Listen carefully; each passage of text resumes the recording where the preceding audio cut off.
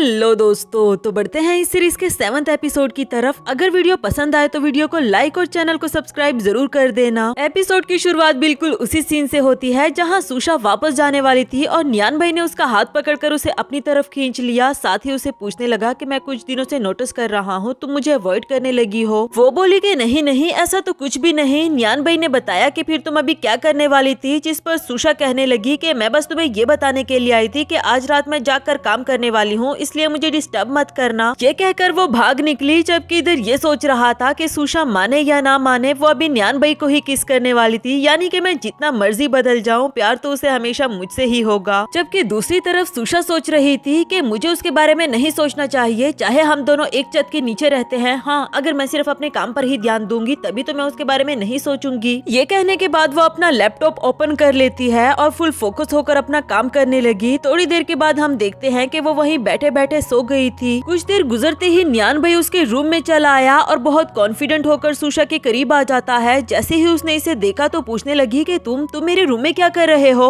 नियान भाई उसे उठाते हुए कहता है कि तुम मुझे किस करना चाह रही थी ना, मैं बस उसे फिनिश करने के लिए आया हूँ। जिसके बाद दोनों के बीच में रोमांटिक सी किस होती है, लेकिन तभी हमने देखा कि ये सिर्फ सुशा का ख्वाब था। जैसे ही उसकी आंख खुली तो उसे यकीन नहीं आ रहा था कि मैं तो अपने काम पर फोकस करना चाह रही थी, आखिर ये मेरे साथ हो क्या रहा है, कहीं मैं बीमार तो नहीं हो गई, वरना तो मैं अपने आप को उसके बारे में सोचने से रोक क्यों नहीं पा रही। उफ, ये कितना एनोइंग है। नेक्स्ट सीन अगली सुबह का दिखाया गया। सुशा जब रूम से बाहर आई तो उसे एक नोट पड़ा हुआ मिला जो कि नियान भाई ने उसके लिए लिखा था कि ये विटामिन टेबलेट्स है, याद से ले लेना और रात को देर तक मत जागा करो वरना तो तुम्हारे हेल्थ पर इम्पैक्ट होगा। हाँ, मैं 7 वाले मार्ट में आया हूँ, अगर तुम्हें यहाँ से कुछ चाहिए हुआ तो मुझे कॉल कर देना। सुशा को काफी अच्छा लग रहा था कि नियान भाई उसकी केयर कर रहा है। आफ्टर दैट उसने टीवी ऑन की जिसमें कि एक ब्रेकिंग न्यूज चल रही थी। तियानयाओ कम्युनिटी के एक मॉल में आग लगी हुई है, जो सुनकर सुशा को याद आया कि नियान भाई भी तो इसी मॉल में गया हुआ है। वो फौरन से नियान भाई को कॉल करने लगी, लेकिन वो कॉल रिसीव नहीं कर रहा था। अब वो फौरन से उसके पीछे भाग निकली। दूसरी तरफ हमें नियांची को दिखाया जाता है, वो भी अपने मोबाइल फोन पर यही न्यूज देख रही थी और जैसे ही उसे पता चला कि ये तो नियान भाई की कम्युनिटी है तो फौरन से घर से निकलने लगी। सुशा ने जब जाकर देखा तो आग काफी ज्यादा भड़की हुई थी और किसी को भी अंदर जाने नहीं दिया जा रहा था, मगर वो जिद करने लगी कि प्लीज मुझे अंदर जाने दो, मेरा बॉयफ्रेंड अभी भी अंदर है, मुझे उसकी हेल्प करनी है। नियान भाई प्लीज वापस आ जाओ, मैं कभी भी तुमसे लड़ाई नहीं करूंगी, हमेशा तुम्हारी हर बात मानूंगी, तुम जो भी कहोगे। नियान भाई प्लीज, मैं तुम्हें लाइक करती हूँ, क्या मैं तुम्हें कभी भी नहीं देख पाऊंगी, मैं तुम्हें नहीं खोना चाहती। नियान भाई प्लीज वापस आ जाओ। वो ये कहकर रो ही रही होती है, तभी पीछे से उसे एक आवाज आई कि तुम किसके लिए रो रही हो। वो कोई और नहीं बल्कि नियान भाई ही था। सुशा ने जब अचानक से उसे अपने सामने सही सलामत देखा तो पहले तो कुछ देर तक उसे यकीन ही नहीं आ रहा था और वही खड़े वो सिर्फ नियान भाई को देखती रही। नियान भाई भी प्यार भरी नजरों से उसे देख रहा था। तभी सुशा भाग कर आते हुए उसे हक कर देती है, साथ ही साथ वो रो रही थी। नियान भाई बोला कि अच्छा भी, मैं ठीक हूँ, तुम रोना बंद करो। वैसे मैंने अभी अभी सुना कि तुम मुझसे अपना प्यार कॉन्फेस कर रही थी। सुशा अपने आंसू पोंछते हुए उससे पूछने लगी कि तुम बताओ क्या तुम एग्री हो। वो एक प्यारी सी स्माइल देते हुए कहने लगा कि पगली, मैं तो ये सुनने के लिए कब से इंतजार कर रहा था, लेकिन मैं फिर भी ये कहूँगा कि तुम दोबारा से सोच लो, क्योंकि मेरी गर्लफ्रेंड बनना लाइफ टाइम की कमिटमेंट होगी। क्या तुम टैंग चिंगशिंग को बुला पाओगी। इस पर सुशा बोली कि मैं ऑलरेडी ही उसे खो चुकी, मगर अब मैं तुम्हें नहीं खो सकती। नियान भाई बोला कि वो हमें ब्लेसिंग्स देगा क्योंकि वो तुमसे प्यार करता था और वो तुम्हें हमेशा के लिए अकेला थोड़ी देखना चाहता होगा। वैसे अगर मुझे पता होता कि आग लगने की वजह से तुम्हें ये बात रियलाइज हो जाएगी तो मैं इस तरह की कोई डेंजरस सिचुएशन घर पे ही क्रिएट कर लेता। इस पर सुशा उसे मारते हुए कहने लगी कि चुप करो, ये तुम कैसी बातें कर रहे हो, तुम्हें पेन तो नहीं हो रहा ना, या कोई इंटरनल इंजरी तो नहीं आई, चलो ना हम हॉस्पिटल चलते हैं, क्या पता तुमने ये स्मोक इनहेल कर लिया हो और इसकी वजह से भी तुम्हारी तबीयत खराब हो जाए। वो एक ही सांस में ये सारी बातें कही जा रही थी, जबकि इधर नियान भाई उसे पकड़कर किस करना शुरू कर देता है, क्योंकि वो जानता था कि सुशा को उसकी फिक्र हो रही है। जहाँ ये दोनों पब्लिक प्लेस में रोमांटिकली किस कर रहे होते हैं, वही हुजियान भी गुस्से की नजर से इन दोनों को देख रहा था। इवन के नियांची भी वहाँ पर पहुँच आई और ये वाला सीन देख लेती है। इसके बाद नेक्स्ट सीन में दोनों घर आ चुके थे और सुशा अभी भी बहुत प्यार से उसे हक किए रखती है, क्योंकि उसे काफी अच्छा फील हो रहा था। नियान भाई बोला कि सुशा, तुम्हें पता है आज बहुत टाइम के बाद मुझे ऐसा फील हुआ कि किसी को मेरी परवाह है। सुशा कहने लगी कि क्या तुम तुम यूएस में अकेले रहे हो, लेकिन कोई बात नहीं, अब से मैं हमेशा तुम्हारे पास रहूंगी, तुम्हारा ख्याल रखूंगी और कभी भी तुम्हें छोड़कर नहीं जाऊंगी। जबकि इधर न्यान भाई दिल ही दिल में कह रहा था कि सुशा, तुम जानती भी नहीं तुम तक वापस आने के लिए मुझे कितना लंबा रास्ता काट कर आना पड़ा, और अब मैं हमेशा के लिए तुम्हारे पास रहना चाहता हूँ, कभी भी दूर नहीं जाना चाहता। ये कहकर वो दोबारा से सुशा को किस करने लगा। जबकि दूसरी तरफ हमें उस प्लांट में से रेड कलर की लाइट निकलते हुए नजर आती है, जिससे हमें पता चला कि हुजियान ने उसमें कोई डिवाइस फिक्स करके रखा हुआ था, जिससे कि वो उन दोनों की बातें सुन रहा होता है। और इधर दिल ही दिल में खुद से कहने लगा कि पहले वो टैंग जिंगशिंग कम था क्या, कि अभी ये न्यान भाई मेरे रास्ते में आ पहुंचा। आखिर सुशा को मुझसे प्यार क्यों नहीं हो जाता। फ्लैशबैक के सीन से हम देखते हैं कि हुजियान ने पहले ही उस प्लांट में वो डिवाइस फिक्स कर दिया था, जिसके बाद वो उसे सुशा को गिफ्ट कर देता है और उसने भी काफी खुशी खुशी रख लिया। खैर प्रेजेंट में वो दिल ही दिल में यही कह रहा था कि नहीं, सुशा सिर्फ मेरी है, अगर वो मेरी नहीं हो सकती तो किसी की भी नहीं होने वाली, और अगर मैं खुश नहीं हूँ तो तुम में से कोई भी खुश नहीं रहेगा।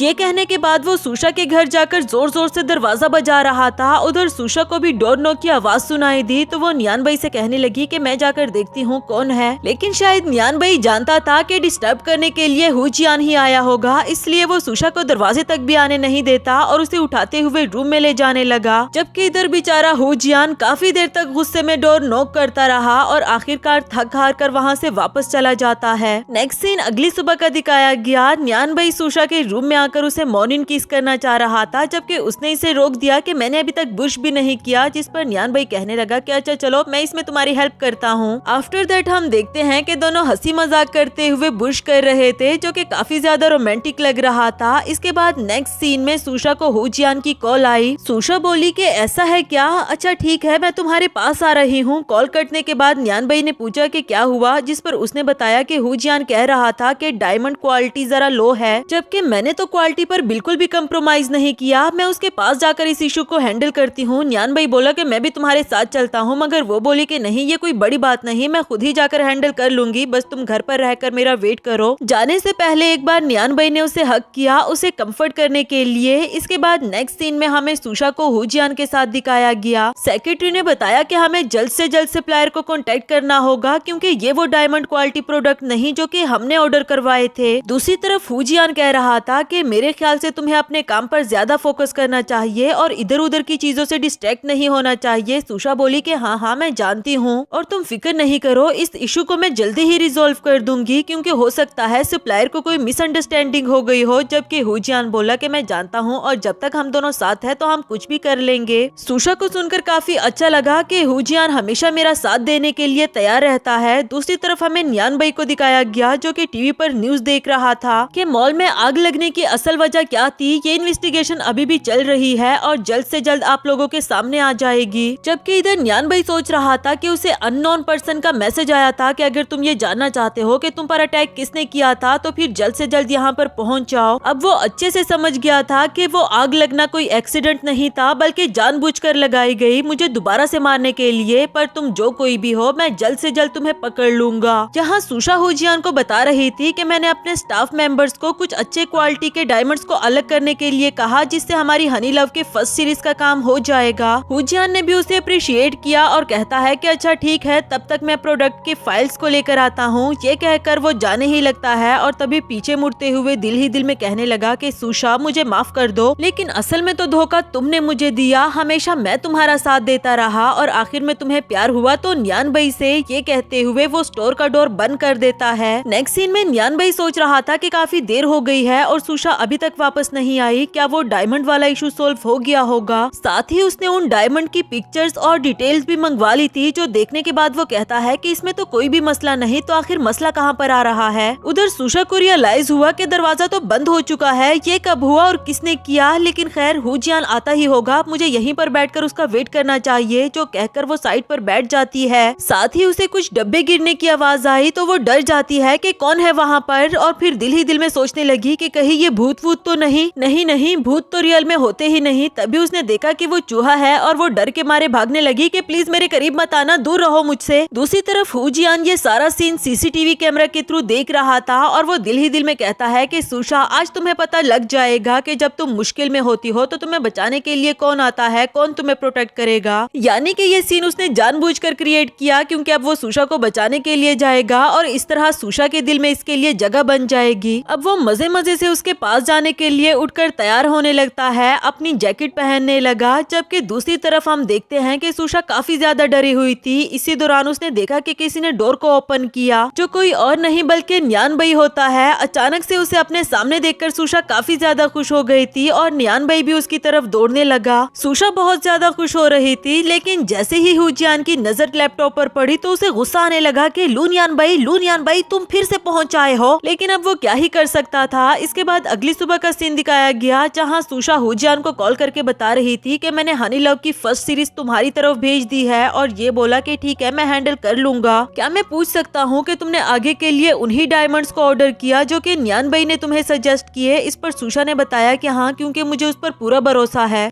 और वैसे भी अब हम दोनों एक दूसरे को डेट कर रहे हैं तो हम दोनों मिलकर संभाल लेंगे, तुम फिक्र नहीं करो। हुजियान को सुनकर तो बिल्कुल भी अच्छा नहीं लगा, लेकिन वो फिर भी उसे कॉन्ग्रेचुलेशंस कह देता है। कॉल काटते साथ ही उसने अपना फोन दूर फेंक दिया, क्योंकि उसे काफी ज्यादा गुस्सा आ रहा था और उसे समझ नहीं आती कि अब मैं क्या करूं उन दोनों को रोकने के लिए। दूसरी तरफ न्यान भाई सुशा के लिए पास्ता बना कर लाया था, जो कि उसे काफी ज्यादा पसंद आया। तो इस पर न्यान भाई कहने लगा कि अगर तुम्हें अच्छा लगा है तो मैं तुम्हारे लिए डेली डेली भी बना सकता हूँ, मगर वो बोली कि अगर मैं इसे डेली खाऊंगी तो बोर लगने लगेगा ना। जिस पर न्यान भाई कहता है कि अच्छा ठीक है, फिर मैं तुम्हारे लिए रेसिपीज को चेंज करता रहूंगा। आफ्टर दैट सुशा उसे यहीं पर रुकने के लिए कहती है कि मेरे पास तुम्हारे लिए एक सरप्राइज है, जो कहकर वो वहाँ से भाग निकली और न्यान भाई वहीं पर बैठे उसका वेट करता रहा। थोड़ी देर के बाद सुशा ने उसे पीछे से आवाज दी और हम देखते हैं कि वो काफी सेक्सी बनकर आई हुई थी और बहुत रोमांटिक बिहेव कर रही होती है। जैसे ही न्यान भाई की उस पर नजर पड़ी और उसकी ये हरकतें नोटिस की तो उसे हंसी आने लगी। सुशा बोली कि तुम्हें हंसी आ रही है, मैं कितनी हिम्मत करके तुम्हारे लिए ये सब कर रही हूँ। न्यान भाई बोला मगर अचानक से तुम मेरे लिए ऐसे परफॉर्म क्यों करने लग गई हो? और वो कहने लगी कि परफॉर्म कौन कर रहा है, वो तो बस मैं ये सोच रही थी कि यूएस में तुम्हारी फॉर्मल गर्लफ्रेंड्स के लिए ये सब कुछ आम होगा और वो कभी भी तुम्हारे लिए बोरिंग नहीं रही होंगी, तो मैं भी बस तुम्हें बोरिंग नहीं लगना चाहती। न्यान भाई उसे बहुत प्यार से समझाते हुए कहता है कि पगली तुम जैसे भी हो मेरे लिए बहुत इंपॉर्टेंट हो और मुझे कभी भी बोर नहीं लगोगी, इसलिए जो हो बस वैसी ही रहो क्योंकि मुझे ऐसी ही पसंद हो। सुशा भी उसकी ये बातें सुनकर काफी ज्यादा खुश हो गई थी और जल्दी से उसे हक कर दिया कि ठीक